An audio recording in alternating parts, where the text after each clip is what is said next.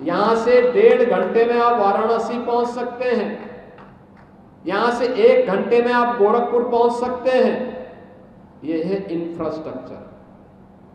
आज आपके जनपद की कनेक्टिविटी बेहतर हुई है, रोड कनेक्टिविटी, रेल की कनेक्टिविटी, ये सभी सुविधाएं बढ़ी हैं।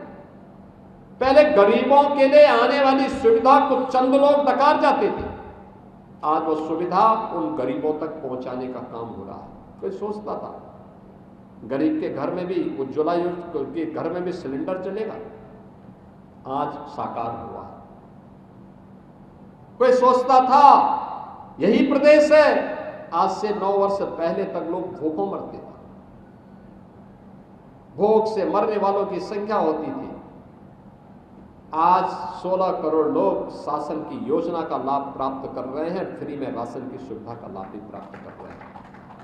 65 लाख गरीबों के लिए एक आवास बने हैं।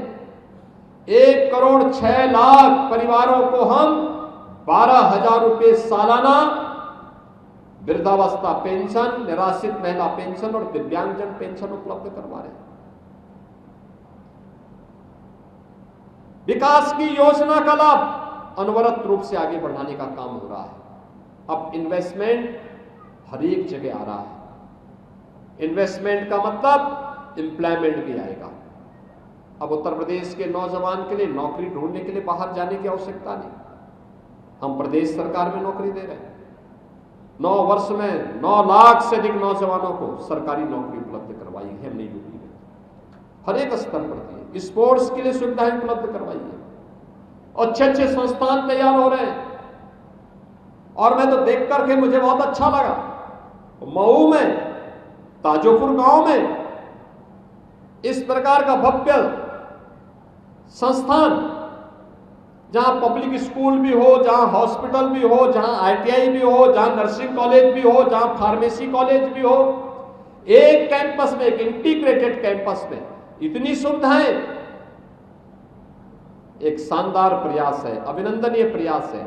और इस प्रयास के लिए सचमुच मैं ब्रिगेडियर PN सिंह जी को और उनकी पूरी टीम को, उनके पूरे परिवार के सदस्यों को हृदय से मैं बधाई देता हूं। और मुझे बहुत अच्छा लगा, उन्होंने हर एक, देखिए देश के प्रति क्या भाव है, और सेना, भारतीय सेना पर हम सबको गौरव की अनुभूति करनी चाहिए। हर एक संस्थान का नाम सैनिक पब्लिक स्कूल, सैनिक ग्रामीण हॉस्पिटल, सैनिक ITI, ये तो किया ही है। ब्रिगेडियर साहब ने अपने पुत्र को भी सेना में ही भेजा है, और वह भी आर्मी में ब्रिगेडियर के पद पर अपनी सेवाएं दे रहे हैं। जब हर व्यक्ति के मन में देश प्रथम का भाव होता है, तब ये परिणाम आता है। और उस परिणाम के लिए सचमुच ताजोपुर वासियों को गौरव की अनुभूति होनी चाहिए, मऊ वासियों को गौरव की अनुभूति होनी चाहिए। उम्र के इस पड़ाव में भी ब्रिगेडियर साहब चरेवेती के मंत्र के साथ निरंतर आगे बढ़ रहे हैं। वे स्वस्थ रहें, उनकी पूरी ऊर्जा ऐसे ही राष्ट्र निर्माण के इस अभियान के साथ जुड़ती रहे, ये मेरी शुभकामना है।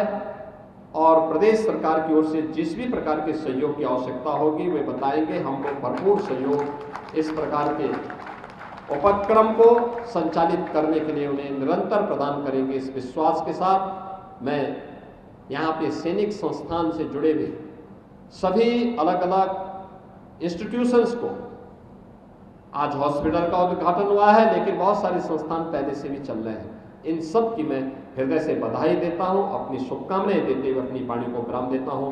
धन्यवाद। जय हिंद, जय जय श्री राम।